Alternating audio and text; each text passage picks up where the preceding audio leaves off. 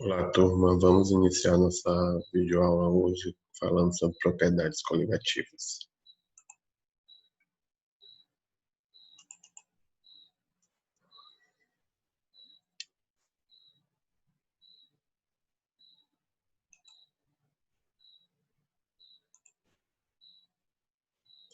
Então, as propriedades coligativas, elas são muito utilizadas em provas e no Enem não é diferente também, né? Elas utilizam muito a parte qualitativa, quer dizer, lá é especificamente a parte qualitativa, é a parte conceitual, na verdade, né?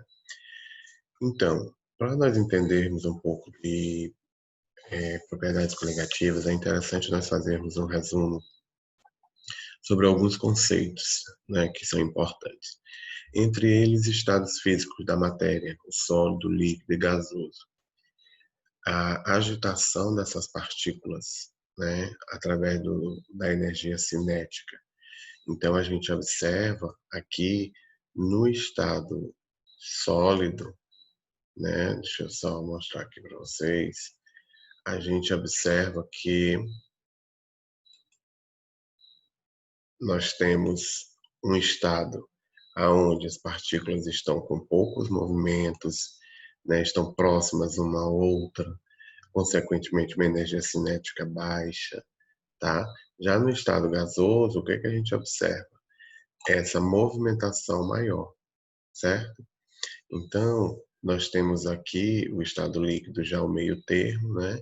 Mas a gente observa que a energia cinética no estado gasoso ela é maior do que a energia cinética no estado sólido, certo? Isso vai nos lembrar também, né, que os estados físicos eles precisam mudar, né? Eles mudam, na verdade, senão eles mudam de um estado sólido para o estado líquido, líquido para o gasoso. Isso pode ser representado através de um diagrama de fases. Então, a gente observa que quando a gente usa determinada pressão a uma determinada temperatura, nós vamos ter o que nós chamamos de diagrama de fase, onde nós temos o estado sólido, nessa região, o estado líquido e o estado gasoso, né? Compreendendo o vapor e o gás. E o que diferencia o vapor de o gás? O que nós chamamos de temperatura crítica. O que é a temperatura crítica?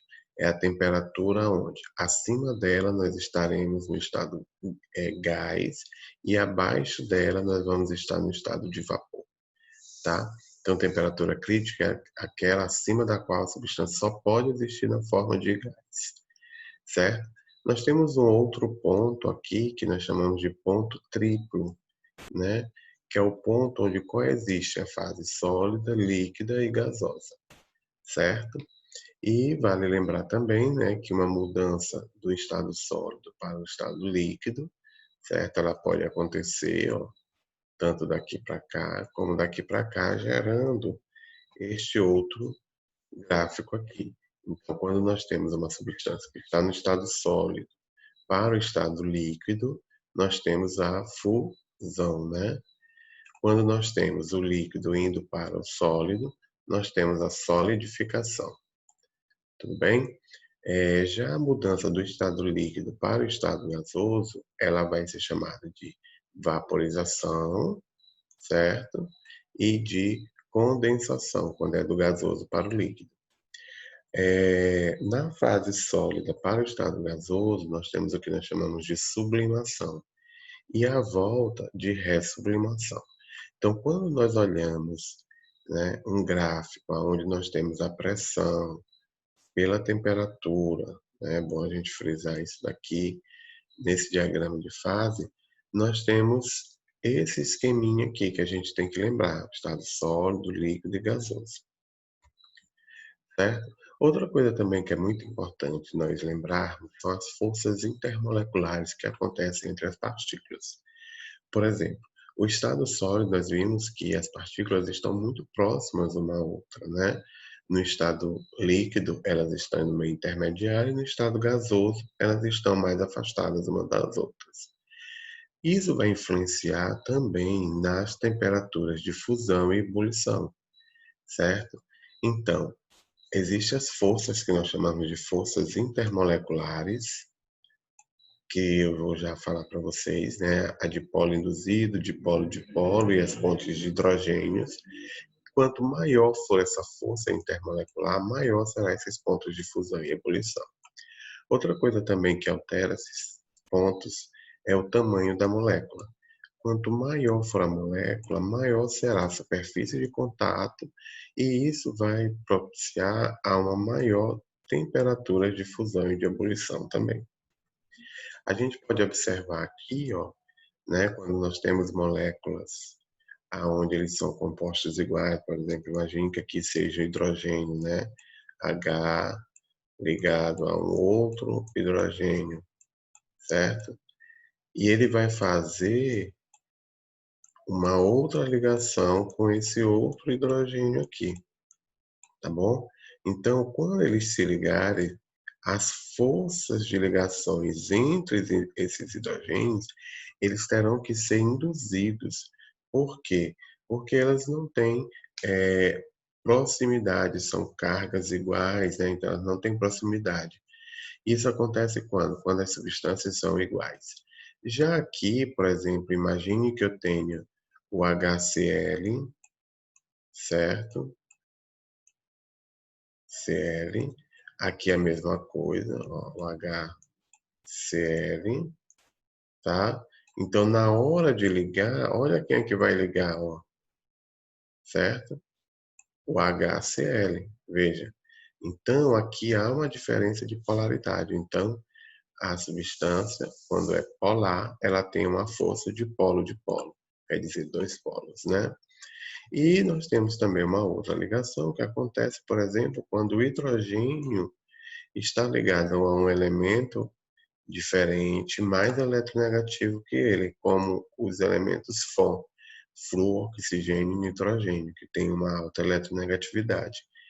É um dipolo também, só que aqui ele recebe um nome diferente, um nome especial, chamado pontes de hidrogênio, ligações de hidrogênio, ok? É. Outra coisa, então nós já vimos diagramas de fase. Uma outra coisa muito importante chama-se pressão máxima de vapor. O que que vem a ser pressão máxima de vapor? É importante que a gente entenda primeiro o que que é pressão de vapor, né? O que que é pressão de vapor, tá? A pressão de vapor é uma pressão em que um líquido ele começa a evaporar, certo?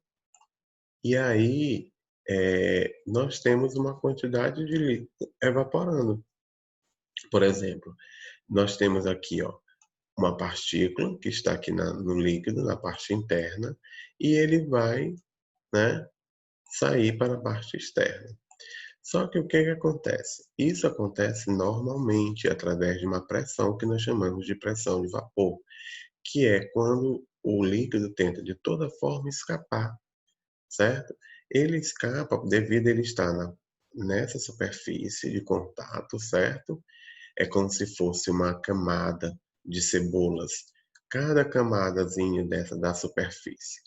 Aí nós temos as moléculas aqui, ó, próximo à superfície, e elas vão escapar, independente da temperatura ou não, certo? É por isso que quando nós colocamos uma bacia de água, não precisa ela chegar em 100 graus Celsius para ela evaporar. Por quê? Porque o líquido ele tem essa própria pressão, certo? Que nós chamamos de pressão de vapor, em que ele vai para a superfície e aí da superfície ele vai tentar escapar. E aí o que que vai acontecer?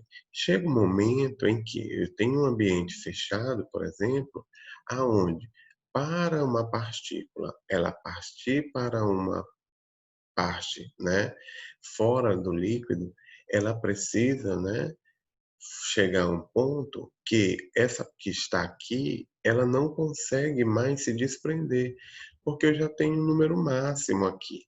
Então, para que ela se desprenda, é necessário que outra volte, certo? Causando o que nós chamamos de um equilíbrio dinâmico.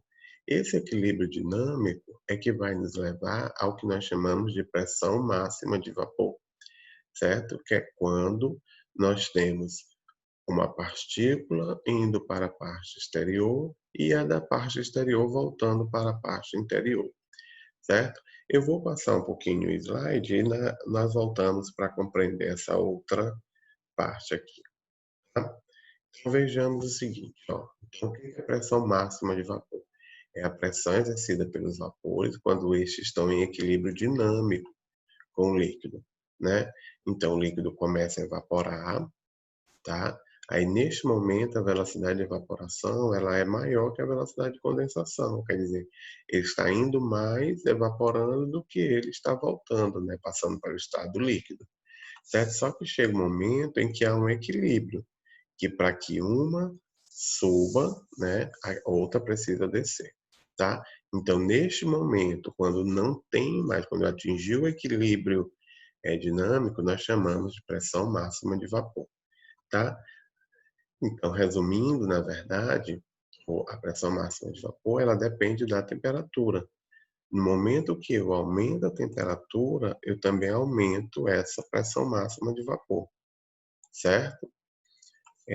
Outra coisa importante também que a gente precisa lembrar é que o líquido ele tem uma pressão de vapor, mas nós temos também o exterior, aonde nós temos uma pressão atmosférica. Então há uma briga constante.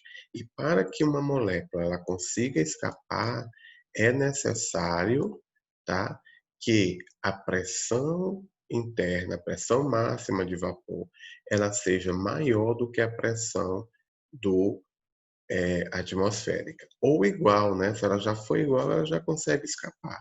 Mas se ela for menor, ela não consegue escapar. Então, a pressão máxima de vapor, nessa pressão de tentativa de ir, né? Ela tem que ser igual ou maior do que a pressão externa, certo? Aí, vale lembrar o que a gente olhou aqui, ó. Quando eu tenho uma pressão de vapor muito alta, certo? Então, isso quer dizer que ela não precisa de tanta agitação ou de uma temperatura muito alta para que ela possa ocorrer. E isso faz com que a substância seja chamada de volátil. Então, o que é uma substância volátil? É aquela onde eu tenho uma pressão de vapor muito alta, certo? Consequentemente, um ponto de ebulição, né, bem mais baixo, tá bom? Se a gente olhar graficamente, nós vamos olhar aqui a uma mesma temperatura, nós temos pressões diferentes para substâncias diferentes, né? Então, a gente vai ver que a 20 graus Celsius, a pressão de vapor da água é de 17, né, 0,5 milímetros de mercúrio, e a do álcool é 44. Isso significa o quê? Que o álcool é mais volátil por apresentar uma pressão maior de vapor maior do que a da água, certo? Então, isso é que nós chamamos de volátil. Essa parte aqui também nós vamos já voltar para poder entender ela melhor, tá? Então, se a gente observar, ó, a gente vai olhar que é uma mesma pressão, né? Nós vamos ter temperaturas menores ou maiores, dependendo da pressão de vapor, tá? Então, a pressão de vapor do éter, certo? Ele é bem baixa, 34,6 a 1 atm. Isso quer dizer que o éter é bem volátil, enquanto a do álcool é 78 e a da água é 100. Já ele, por que essa diferença? Aqui, uma das coisas que vai influenciar nisso, lembra a temperatura de ebulição, vai ser o que nessa volatilidade? A força entre as partículas. Se eu tenho partículas com forças intermoleculares muito forte, né, muito alta, ela vai precisar de uma temperatura bem maior para poder ela quebrar. Então, se a gente lembrar, ó, nós temos o éter, né, que é um composto apolar, certo? Nós temos o álcool, que tem uma certa polaridade, não é tanta, mas tem a presença da hidroxila causando uma certa polaridade, e nós temos a água, certo? Que tem as pontes de hidrogênios, tá? Então, como a água tem a maior força, ela é mais difícil de evaporar, Outra coisa importante, aquilo que eu passei daquele slide, é quanto à altitude, certo? E aí, para isso, eu vou dar essa dica aqui para vocês, ó. Muitas questões sobre pressão de vapor, né? Temperatura, pressão, elas estão relacionadas com isso daqui, ó. Basta que você lembre de CA, né? K, PT, tá bom? O que que significa isso, Jair? Vamos lá. Esse C é o que vocês vão ouvir muito. Ele quer saber o tempo de cozimento, tá? Cozimento, certo? O A é o quê? A altitude,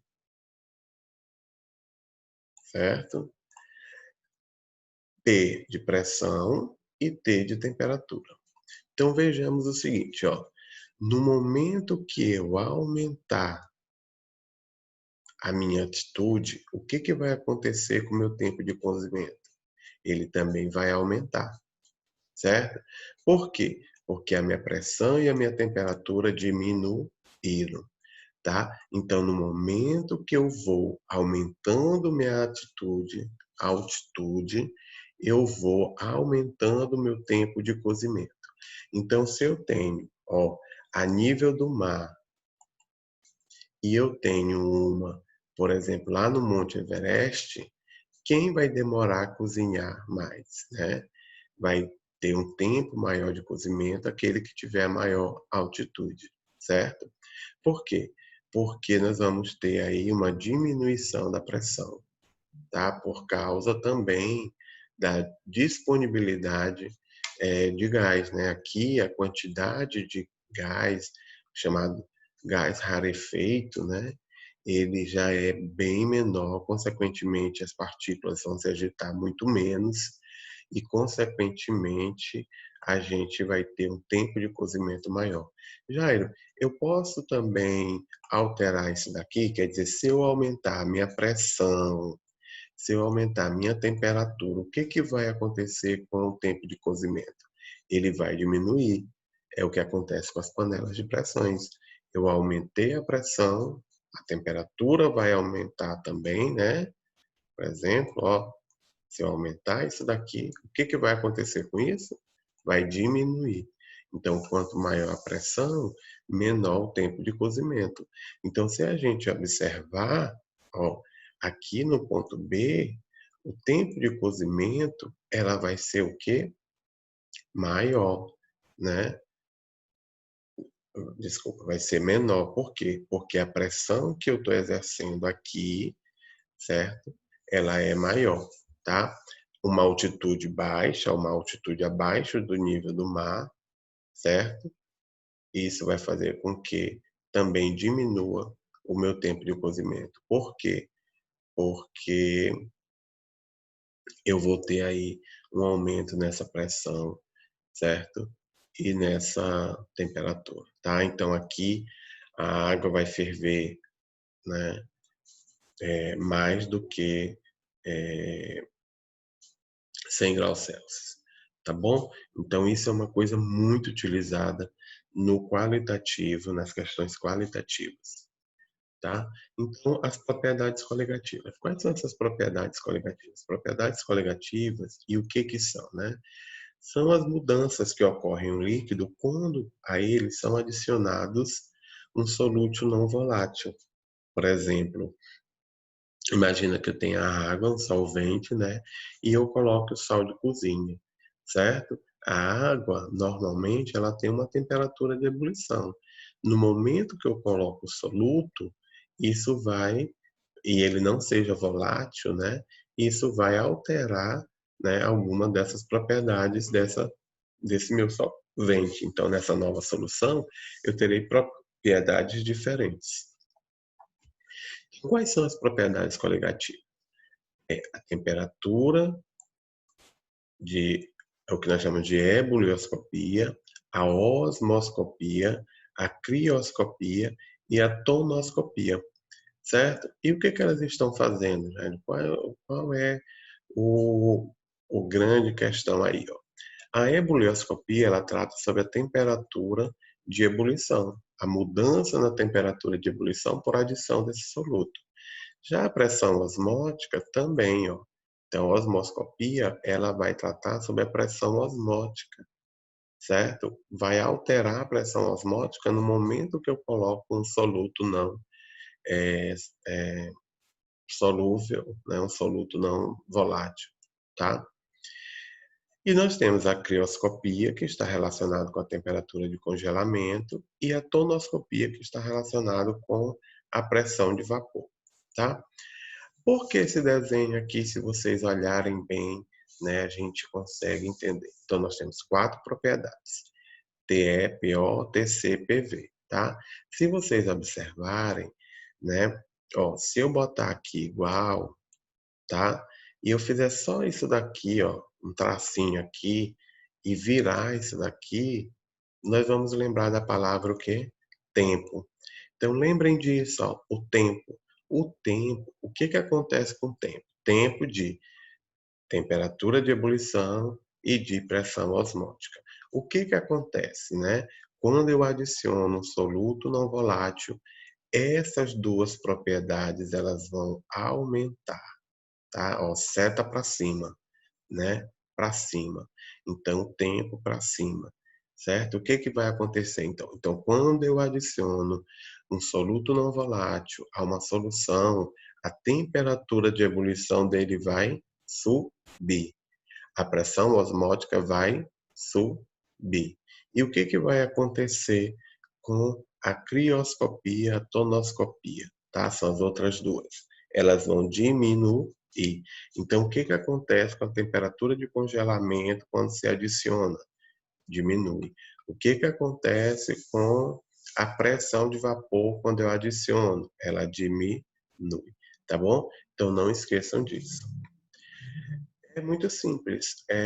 Isso a gente vê no nosso dia a dia, né? Então, se eu colocar açúcar em água, eu vou o quê? Alterar a temperatura de ebulição.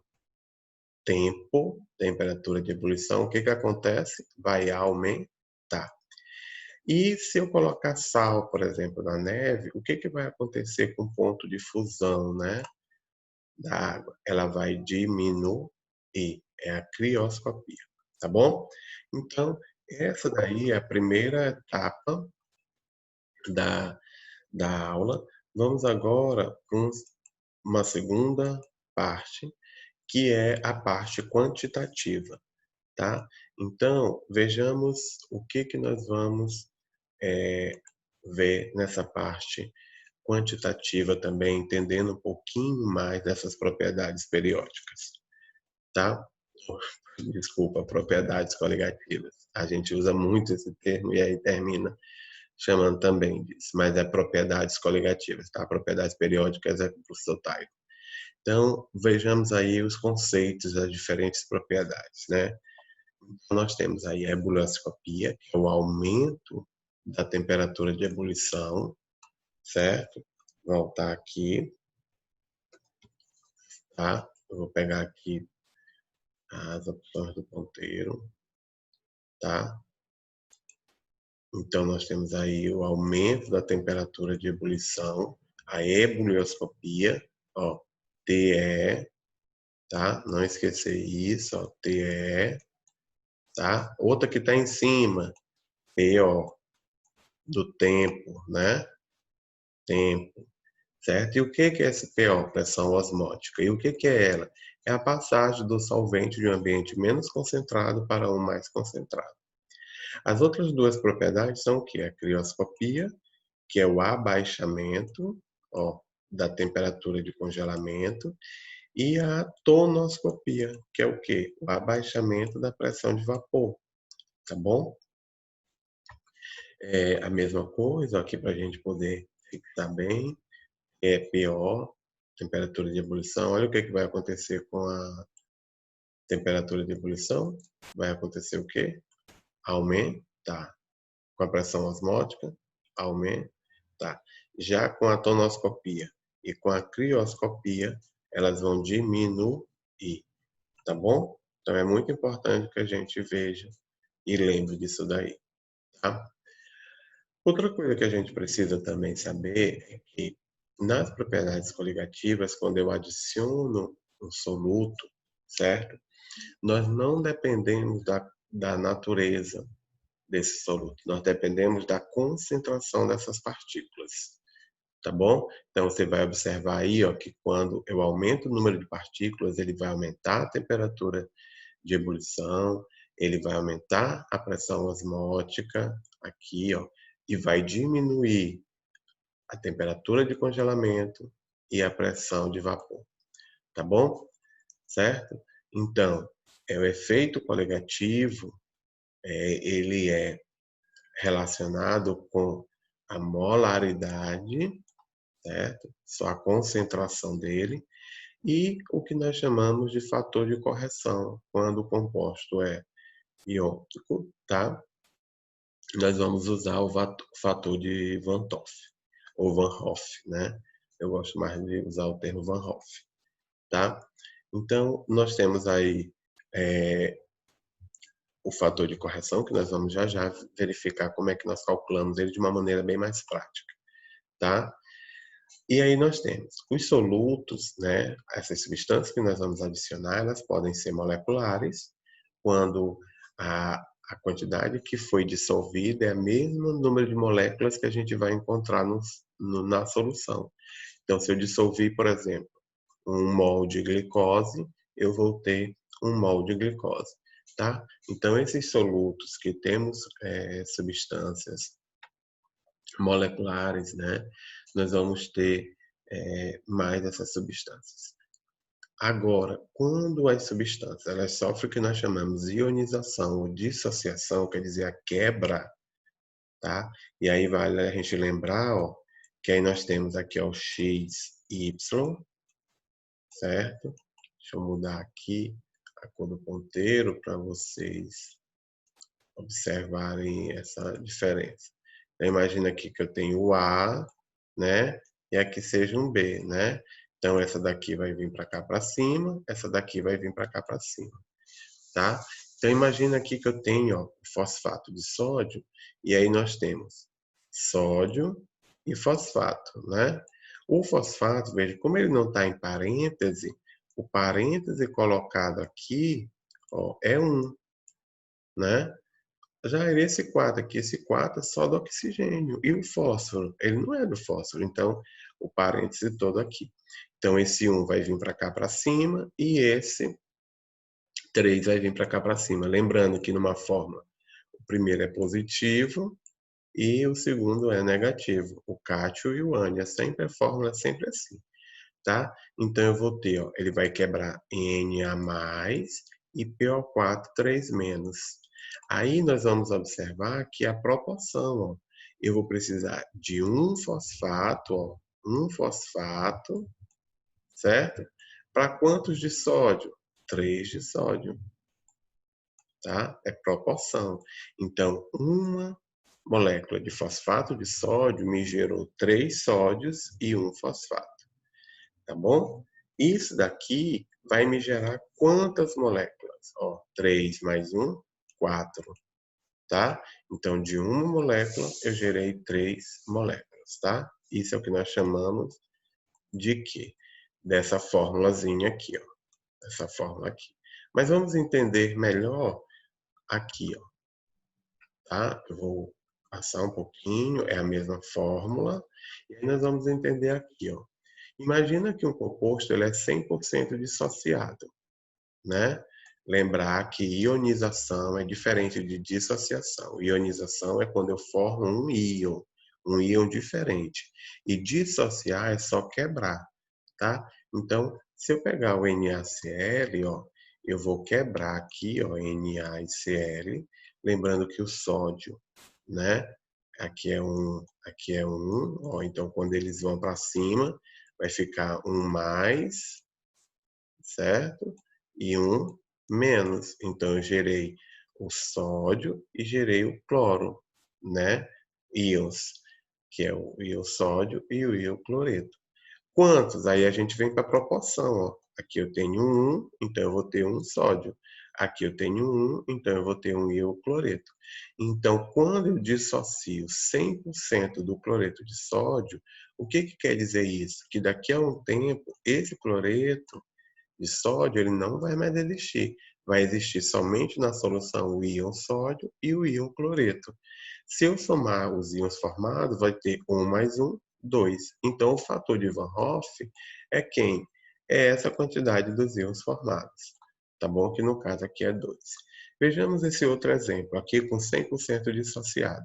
Então, eu tenho aqui o cloreto de cálcio, tá? Quando eu quebro, eu vou quebrar em cálcio. Olha aqui, o 2 vem para cima, 2 mais, e o 1 vem para cá, 1 menos.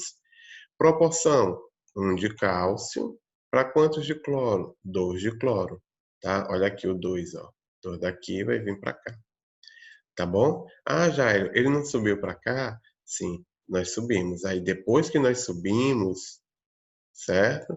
2 mais, 1 menos. Olha o que vai acontecer. Nós temos que olhar, né, a atomicidade para poder gerar o coeficiente e saber proporção, tá bom? Então, daqui a um certo tempo, essa daqui não vai mais existir e nós vamos ter 3 mols, sendo uma de cálcio e 2 de cloro. Então, meu fator de correção é 3, tá bom? E quando ele não for 100% dissociado, aí a gente precisa ver uma regrinha que é bem mais fácil. Olha o que acontece aqui, ó. Imagina que houve uma dissociação, a questão está falando que foi 60% dissociado. Então, eu vou fazer a mesma coisa, eu vou gerar o sódio e o cloro, tá? E aí, ó, 1 mol de sódio gera 1 mol de cloreto de sódio, gera 1 mol de sódio e 1 mol de cloreto, né? Como eu estou dizendo que houve só 60% de dissociação, olha o que vai acontecer, ó. Aqui eu tenho 60, aqui eu tenho 60%. Aí, o que é o grande questão aqui? É que, como não houve 100% de dissociação, com um determinado tempo, eu também vou ter um percentual de cloreto de sódio, quer dizer, ele vai ter um pouco ainda disso, porque ele não dissociou tudo, tá? Então, se eu dissociei 60 aqui, aqui vai ficar quanto? 40. Então, jogando em percentual, 40 dividido por 100 dá 0,4, 60 dividido por 100 dá 0,6 e assim também aqui, tá? Então, o meu fator, ele vai ser o quê? A soma dos que eu tenho aqui mais esse daqui, tá? Então, eu tenho 0,6 mais 0,6 mais o 0,4, tá bom? Então, aqui me gerou um fator de correção de 1,6. Então, vejo como a dissociação, que não foi 100%, ela muda esse valor, né? Ó, aqui era 100%, dissociou com o índice 2. Aqui não é, dissociou com outro índice. Bom, a mesma lógica nós usamos aqui, ó, a mesma coisa, né? Lembrando que aqui vão ter 2 mols formados, né? Porque é proporcional. E aí eu vou precisar multiplicar esse coeficiente por 2, tá? A mesma coisa, isso gerou um I de 2,2, tá bom? Aí nós podemos voltar para cá e nós vamos observar o seguinte, ó. Quando eu tiver 100% dissociado, por exemplo, do cloreto de bário, certo? Cloreto de bário, Cl2. Desculpem aí pela letra, porque eu estou tentando fazer aqui com o mouse, tá? Então, nós vamos ter quem aqui, ó? O 2 vai vir para cá para cima, 2 mais, 1 que está aqui vai vir para cá, 1 menos. Isso vai gerar quem? O Ba, certo? 2 mais, quem mais? Cl, 1 menos. Agora vamos para a proporção, né? Aqui, ó, eu tenho 1, certo? Então vai dar 1 bário. E aqui eu tenho 2 cloro. Então vai dar 2 Cl-. Tá bom? Isso vai gerar quanto? 1 mais 2, 3. Se eu falo que é 100% dissociado, olha o meu Q3. Então, 3 menos 1, 2. 100% é 100 dividido por 100 é 1. Então, 2 vezes 1, 2 mais 1, 3. Então, quando o fator de correção ele fala em 100% dissociado, o número de mols formados é o mesmo fator de correção. tá bom? Aplicando essa fórmula aqui, tá? Aí você vê quem você gosta mais de utilizar, tá? Nós, muitas das vezes, vamos precisar dessa fórmula aqui para calcular algumas questões que a gente não consegue fazer por aqui. Por exemplo, eu quero encontrar o valor de Q, eu quero encontrar o valor da dissociação, tá? Então aí a gente vai ter que utilizar essa formulazinha aqui, tá bom? Então vamos continuar, agora vamos falar de tonoscopia. O que é a tonoscopia? É quando há um abaixamento da pressão máxima de vapor. Quer dizer, quando eu adiciono um sólido à água, por exemplo, como o açúcar, o que vai acontecer? Ó, eu vou ter uma barreira aqui. Consequentemente, a pressão aqui ela vai diminuir, porque ela vai tentar escapar aqui, mas eu tenho uma barreira desse soluto, tá? Consequentemente, vai haver um abaixamento nessa pressão de vapor, tá? Então, aí eu já expliquei, né, que elas tentam sair da superfície, certo? Isso vai gerar, tá, em um ambiente fechado, um abaixamento de vapor. Esse abaixamento, ele vai acontecer assim. Eu vou voltar ali para depois explicar. Então, olha o que acontece. Eu tenho aqui uma substância no estado, né, normal, líquido puro. Quando eu adiciono um soluto, o que vai acontecer com a pressão? Ó, ela vai diminuir, né? Ela vai diminuir. Por quê? Porque eu não consigo passar tão facilmente, eu tenho uma barreira, certo? Então, isso nós chamamos, essa diferença aqui, nós chamamos de abaixamento da pressão de vapor, tá? Então, a gente tem que lembrar que esse abaixamento dessa pressão de vapor, tá? Ela ocorre a uma determinada temperatura, tá certo? Isso gera uma variação nessa pressão, que vai ser a pressão final menos a pressão inicial. Lembrando que a pressão inicial ela é sempre a do meu solvente puro, tá? Isso gerou o que nós chamamos de lei de Raoult, tá? A lei de Raoult ela trata sobre esse abaixamento e todas as propriedades coligativas, né? E nós vamos ter a aplicação da lei de Raoult, tá? Para a tonoscopia, a lei de Raoult ela trata sobre essa variação da pressão de vapor, certo? Esse abaixamento da pressão de vapor, ela é proporcional à sua fração molar, tá? Lembrando que esse abaixamento relativo da pressão de vapor, ele não varia com a temperatura. E isso vai nos gerar, tá? A fórmula que nós vamos utilizar para a lei de Raoult, que é o quê? A variação da pressão de vapor sobre a pressão, né? Ela vai estar uma constante tonoscópica e a molaridade. Molalidade. Jair, por que molalidade? Lembra que é molalidade? Número de mols sobre a massa do solvente em quilo. Tá? Por quê? Porque essa massa do solvente, ela vai influenciar. Na verdade, é ela que vai comandar. Tá bom? E lembrar que quando eu preciso, eu vou ter o efeito da dissociação iônica, né? Quando ela não for 100% dissociada, eu vou ter que usar aí o fator de Van Hoff, tá? A outra propriedade coligativa chama-se ebullioscopia, que é quando há uma variação na temperatura de ebulição, provocada com a presença desse soluto não volátil, tá bom? Olha o que vai acontecer. Ó. Quando eu coloco, né, uma água para ferver e essa água está fervendo, eu coloco o açúcar, o que vai acontecer? Ela vai parar de ferver. Por quê? Porque eu vou ter ali um aumento na temperatura de ebulição, certo? Por quê? Né? Porque ela vai ter uma maior dificuldade, ela vai precisar de uma energia muito maior para fazer com que essas partículas elas ultrapassem essa barreira, certo? Isso vai aumentar a minha temperatura de ebulição. Então, nós observamos aqui no estado líquido uma temperatura inicial e o da temperatura dela no estado já com como solução. Então, essa variação, o ΔE, ele também ele é relacionado com temperatura final menos temperatura inicial, e aí nós vamos relacionar isso com a constante ebulioscópica mais ou vezes a molaridade e vezes o I, né? Quando se tratar de solução iônica, tá bom? Aí nós temos um exercíciozinho, tá? E aí eu queria que vocês mandassem para mim a resolução dele, tá bom? A crioscopia agora. Agora nós temos uma diminuição do ponto de fusão, certo? Onde nós vamos ter o congelamento, né? A diminuição do ponto de fusão, o congelamento, tá bom?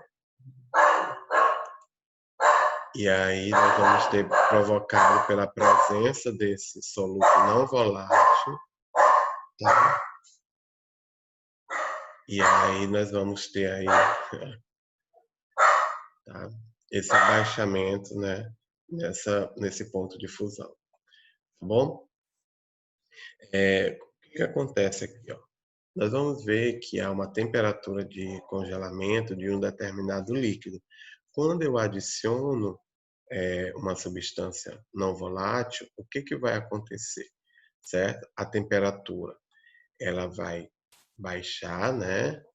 Consequentemente, a pressão também, ó. Então, nós vamos ter aí uma variação, certo? Nessa temperatura de congelamento, que nós chamamos de crioscopia. O que acontece? Acontece basicamente quando nós colocamos, por exemplo, um sal, né, num gelo, certo? O que vai acontecer? Ele vai começar a derreter. Por quê? Porque nós estamos baixando a temperatura de congelamento dele, certo?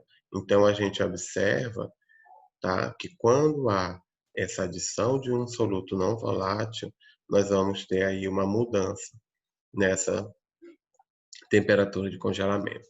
Então, a gente vai utilizar a mesma coisa, a constante crioscópica, tá? A molaridade, e aí nós vamos ter aí um exercíciozinho para vocês lembrarem, tá bom? A outra situação é a pressão osmótica. É a outra propriedade coligativas que a gente vai ter que utilizar. Então, há uma pressão osmótica, né, quando nós adicionamos um soluto a uma solução. Quando é que acontece isso? Veja, a gente sabe que a pressão osmótica, na verdade, nada mais é do que a passagem, né, do solvente de um meio menos concentrado para um meio mais concentrado, tá? Então, isso daí é o que nós chamamos de pressão osmótica, tá? Isso daí a gente observa, por exemplo, umas células sanguíneas, quando nós colocamos ela em meios diferentes. Se eu coloco em meio hipertônico, né, ela vai estar no meio menos concentrado, vai passar para o meio mais concentrado, se tornando, né, murcha. Quando eu coloco ela em um meio menos concentrado, aí nós vamos estar ela agora no meio hipotônico, tá? Então, o meio agora é menos concentrado, e aí o que vai acontecer? Essa água vai vir para dentro das hemácias, fazendo a ruptura, tá bom? E quando ela está no meio normal, meio igual de concentrações, há trocas, simplesmente entrada e saída, sem muito problema, tá bom? Isso é osmose, né? Tá? Lembrar que a pressão osmótica, na verdade, ela vai seguir a mesma lei da equação geral dos gases, certo? Que é PV-nRT. Só que se eu lembrar, eu vou ter aqui, ó, que PV-nRT, eu posso pegar esse N e esse V, ó, N, passar o V para cá para baixo. Eu vou ter a molaridade, tá? Molaridade, concentração molar, tá? Então, eu vou passar, eu vou ter pressão é igual a molaridade vezes R, constante dos gases, vezes a temperatura, tá? Lembrando que se for em uma solução iônica, eu vou usar fator de correção. Outra coisa também é que nós utilizamos o π para diferenciar a pressão osmótica do pressão dos gases, tá bom?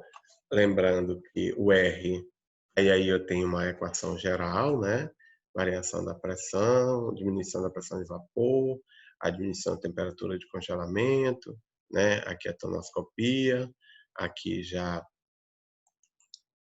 a crioscopia e aqui a ebullioscopia, tá bom? Aí, vamos lá para as nossas questões do praticando, tá? Nós temos aí, ó, uma questão muito simples, onde é a aplicação de fórmula direta, tá? Pressão, ela é a molaridade vezes o R vezes o T, certo? Como eu preciso de molaridade, eu vou calcular a minha molaridade. Molaridade é número de mols sobre volume da solução, né? Lembrando que número de mols é massa sobre massa molecular vezes o volume. Então, calculando isso, eu calculo a massa molecular da glicose, é 180, então eu encontro minha molaridade de 0,055. Agora, aplicação de fórmula direta, tá? 0,55, 0,082 e 288. Já esse 288, olha bem aqui, ó, a temperatura ela é dada em Kelvin, então 15 graus Celsius, transformando em Kelvin, 288, ok? Então, gente, eu vou ficar até esse praticando aqui e vou deixar os outros dois praticando na próxima aula para que ela não fique tão longa, tá? Então, vejamos, era isso, tá? Eu queria agradecer e aí a gente se encontra aí nas próximas aulas.